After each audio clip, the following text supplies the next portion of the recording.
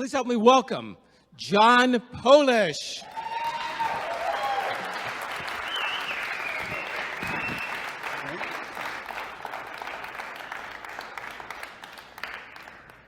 Anybody here grow up with parents who knew how to put the fear of God into you? A couple of you know what I'm talking about. Sounds like there's some stories over there. Well, my dad put the fear of gas stations into me. That's right. He used to tell me that no matter what I did, if I got caught drinking, got in a fight, if I was out after curfew, it would go on my permanent record. I wouldn't get into a good school. I wouldn't be able to get a good job, and I'd get stuck working at a gas station for the rest of my life. And back then, they actually pumped your gas and checked your fluids, so it was a pretty serious threat. I always wonder why he would threaten me with a gas station. Then I realized what he was trying to teach me. He was trying to teach me that failure in any continuous pattern would lead to a life of misery. So if failure equals misery, then success must equal happiness. I used to believe that the only way I could ever expect to be happy is if I was successful first. What expectations are you still holding on to? So the other day, I had an opportunity to speak in front of a live audience when I let a 4-letter word slip out that I wish I could take back. I believe I have that here for you. Do you ever feel like your life is stuck in park? That's not what I meant. He thinks he's going to the park now. Now I've got to take him to the park. So that is my adorable dog, Buckeye, and he's a happy dog. But in this particular case, his happiness was directly tied to an expectation.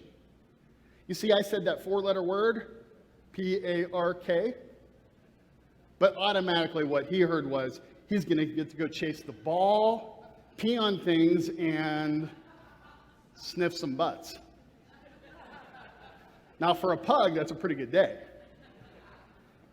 I think we're all a lot like Buckeye, though.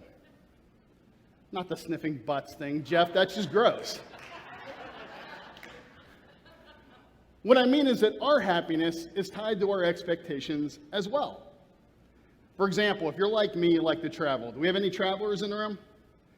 So the other day, I'm looking through some of these travel ads, and I see all these happy faces.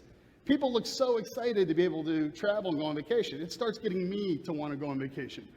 I mean, look, John Kennedy, they even make North Dakota look fun. Well, kind of.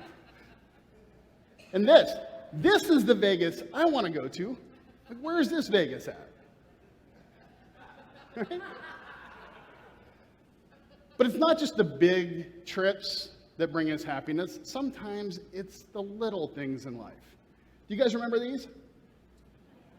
Classic throwback Cracker Jacks. Saw these in the store last week. I just had to have them.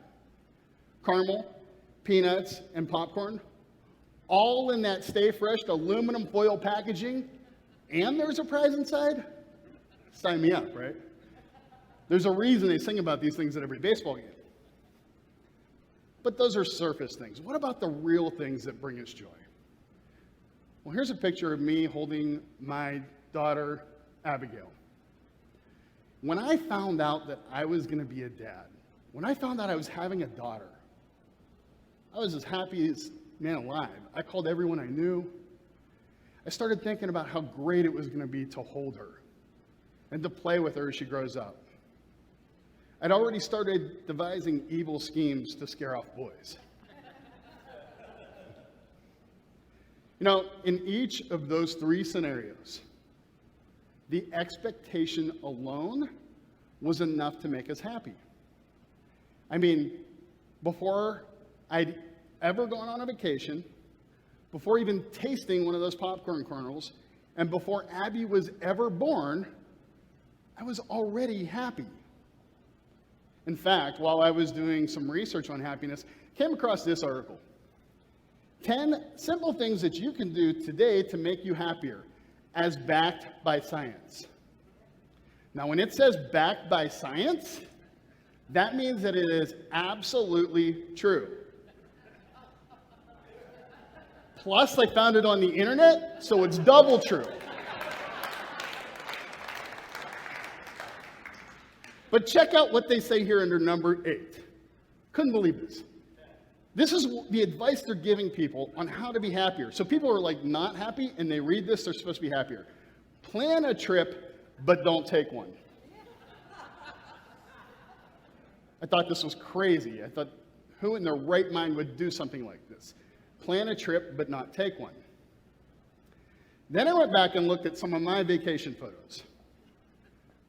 They look nothing like that. Of course, I wish they did.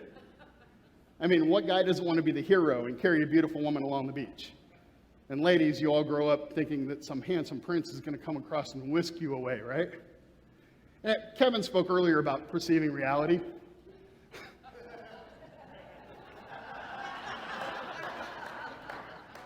So I tried to perceive this as my reality. Like, how can I get these photos into my photo album? And I thought about it for a second, and it would kind of go something like this. I would carry my beautiful lady along the beach as she whispers sweet nothings in my ear. Like, you idiot, you're pinching my side. And if you get my dress dirty, so help me, I will kill you.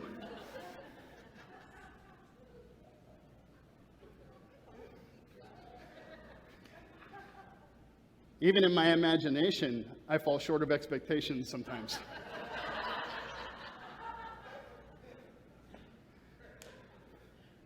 I actually did take a vacation like this a couple years ago. Everything worked out just as planned, and I have a photo for you. So I want to make sure you saw that photo of me carrying my princess on the beach. Anyway, the Cracker Jacks, I tore that box inside out, and there wasn't a prize to be found anywhere. That's right. Another unmet expectation. Another dream shattered. But every once in a while, the reality is even greater than the expectation. When my daughter was born, I knew it was going to be great to be able to hold her. I just didn't know how great. This picture here is my most prized possession in the entire world. When she was born, we had a room full of people. But whenever I held her, she just lit up. She knew that I was her daddy. I would take her and walk over towards the window, and I would dance with her. And I only had one CD with us, so I'd start that CD, and I'd dance with her. And eventually, I heard the words to the first song that would come up. It was a Mercy Me song, and the words were, "There's a reason I'm alive for the blink of an eye." See, the reason this picture is my most prized possession in the entire world is they say that newborns aren't capable of giving kisses. As you can see here, Abby is clearly kissing me. And this picture was taken just one day after she was born.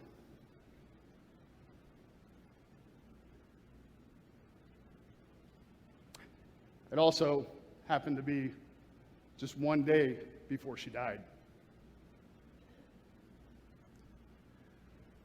So what do you do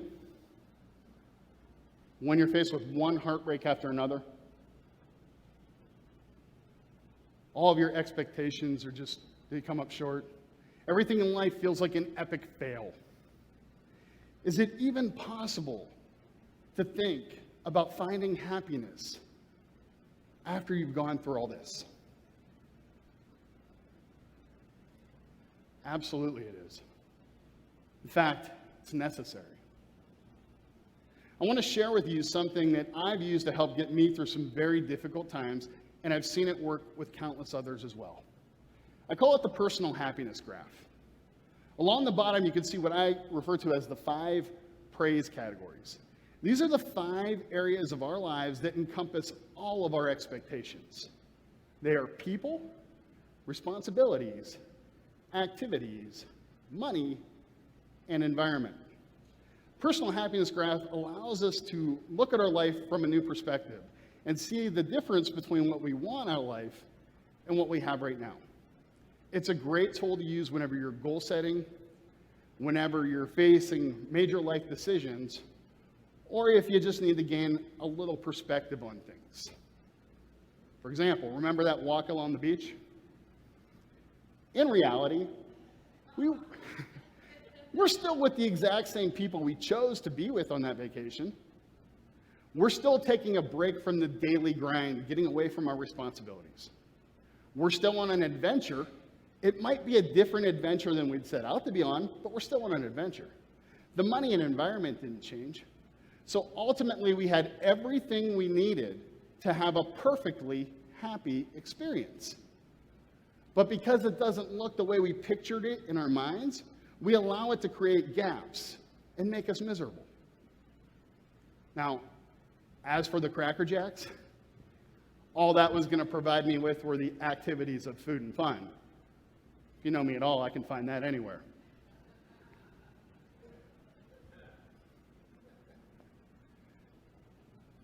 And you know, there will always be this Abby-sized hole in my heart. I thought I would find happiness through being her dad. And when we didn't even get to bring her home from the hospital, I was devastated. I thought I'd never find happiness again. And it took a while.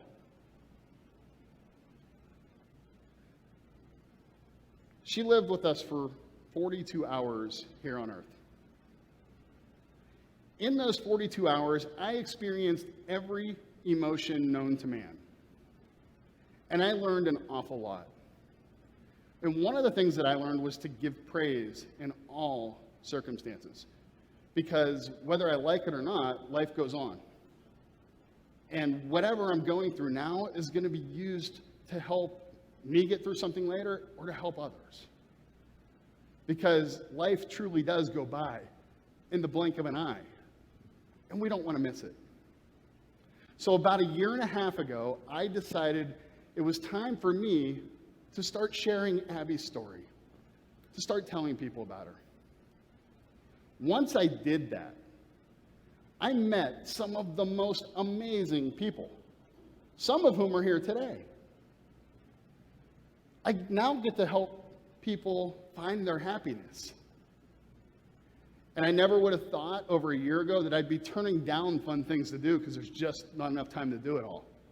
Back when I was sitting alone in my misery, I never dreamt I'd have the activities that I have today. I'm now building a business around something that I'm passionate about, and it makes a difference. And I'm standing on stage at the Verve with some amazing speakers. I found my happiness. Now, it doesn't look anything like I ever imagined it would. In fact, if I had my choice, I'd have it the other way. I'd rather have my daughter.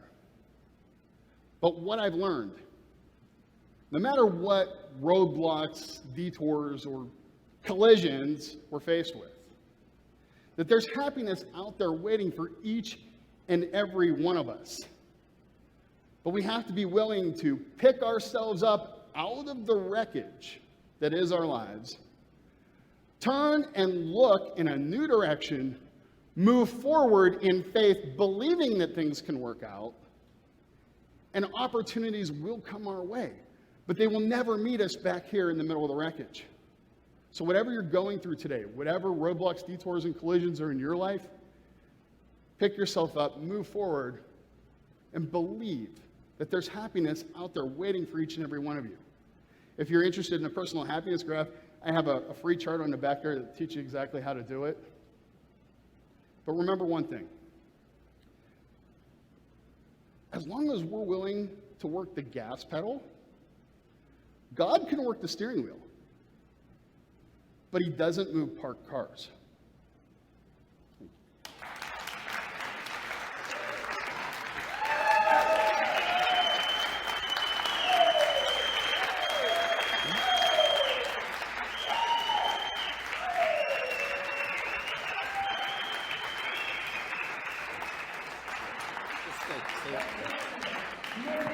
Hey, wait a minute. You never did take me to the P-A-R-K. Down, boy, down.